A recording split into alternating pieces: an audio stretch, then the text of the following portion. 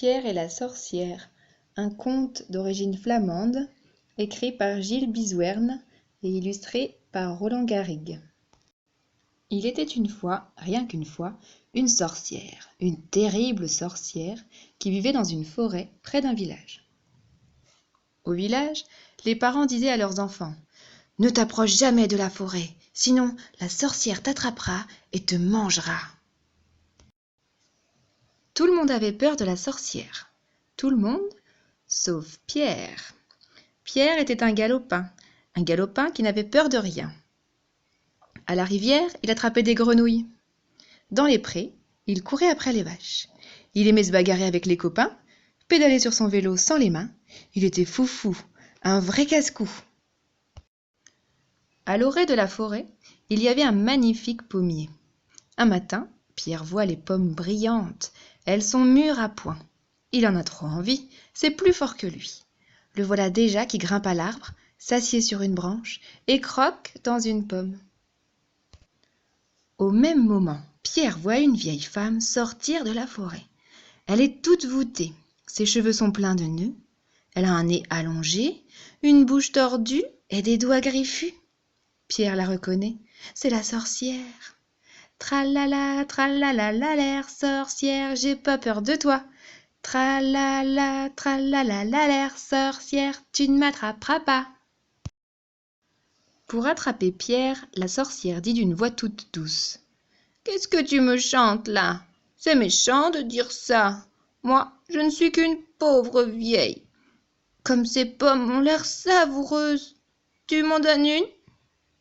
Pierre lui lance une pomme. Oh, misère de misère, dit la sorcière. Elle est tombée par terre. Elle pose ses mains sur son dos. Oh là là, j'ai trop mal au dos pour me baisser. Sois gentil, mon petit. Ramasse-moi cette pomme. Pierre descend de l'arbre. Pierre se penche pour ramasser la pomme. Hop! La sorcière l'empoigne.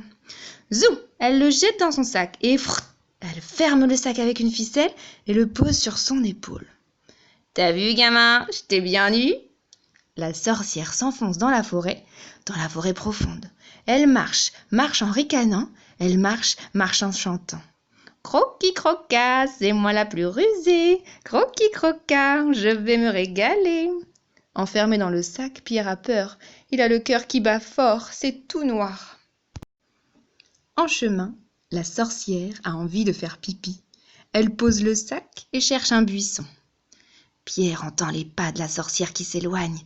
Aussitôt, il fouille dans sa poche et attrape son petit couteau. Tout doucement, il passe une main à travers l'ouverture du sac et schlac! Il coupe la ficelle.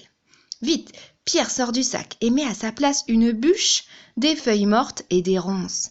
Il le referme et se sauve à toutes jambes. La sorcière revient et, sac sur le dos, poursuit son chemin. Bientôt les ronces lui entrent dans la chair. Elle se tortille comme un ver. Aïe, ça pique! Maudit gamin, t'es trop maigrichon, tes os sont pointus. Aïe, ouille, mon dos! Oh, mes fesses! Arrivée dans sa cabane, la sorcière ouvre le sac et découvre une bûche, des feuilles mortes et des ronces. Rouge de colère, elle crache par terre. Elle crie le poing en l'air. Je l'attraperai, ce vaurien, ce morpion, ce casse-bonbon. Nom d'une plume de corbeau, j'aurai sa peau. Elle hurle tellement d'insultes que la cabane tremble du sol au plafond. Un matin, Pierre grimpe à nouveau sur le pommier.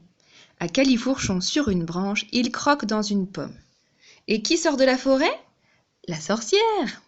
Tralalalala, tralalalala, sorcière, j'ai pas peur de toi. Tralalalala, tralalalala, sorcière, tu ne m'attraperas pas.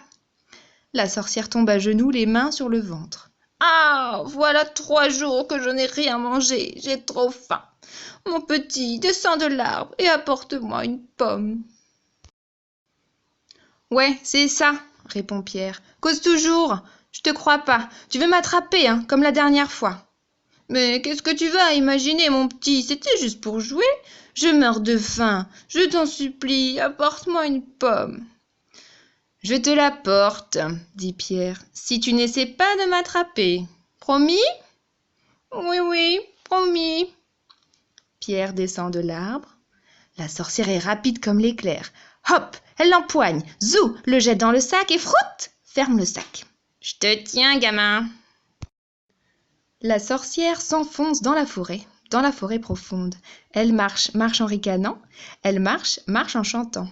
Croquis croquas, c'est moi la plus rusée. Croquis croquas, je vais me régaler. Mais le chemin est long, la sorcière est fatiguée. Elle pose le sac au pied d'un arbre. Elle s'allonge à côté et s'endort. Pshhh, pshhh. Pierre entend les ronflements. Aussitôt, il attrape son petit couteau, schlac, coupe la ficelle et sort du sac. Sans un bruit, il le remplit de cailloux, le referme et s'enfuit. La sorcière se réveille et, sac sur le dos, poursuit son chemin. Bientôt, le poids des cailloux l'épuise. Elle transpire de la tête aux pieds. Ce maudit gamin, tu pèses aussi lourd qu'une botte de foin. J'ai le dos en compote à force de te porter. Arrivée dans sa cabane, la sorcière ouvre le sac et découvre des cailloux. Folle de rage, elle s'arrache les cheveux. « Oh, encore raté, petit morveux, face de paix, sale gosse! Nom d'une écaille de dragon, je vais péter un chaudron !» Elle hurle de si grosses insultes que la cabane se fissure du sol au plafond. À partir de ce jour, la sorcière se cache derrière le pommier. Elle attend Pierre. Un matin, enfin, elle le voit. Méfiant, Pierre regarde à gauche, à droite. Il s'approche doucement, tout doucement. Brusquement, la sorcière bondit de sa cachette et l'attrape.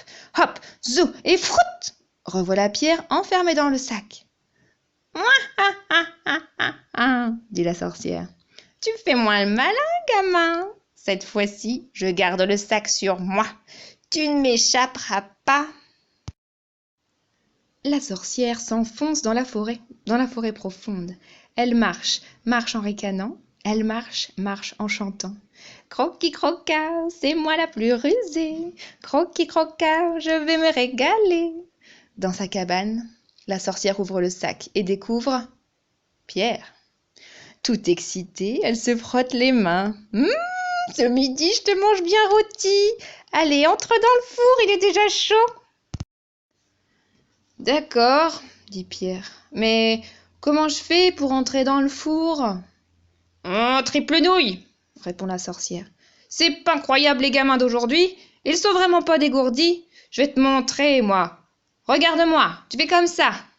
Elle s'accroupit et entre la tête dans le four. Vite, vite, Pierre lui donne un bon coup de pied au derrière. Et vlan, elle bascule dans le four. Pierre referme la porte de fer et pousse le verrou. La méchante sorcière brûle tout entière. Morte, la sorcière! Ouf, bon débarras, plus de sorcières, vive Pierre! Au village, on entend des rires, on entend des chants. Tout le monde s'amuse. C'est un jour de fête pour petits et grands. Et Pierre, il a entendu parler d'un château fort où vit un géant qui garde un trésor. Personne n'ose s'en approcher. Vous croyez que Pierre va y aller ?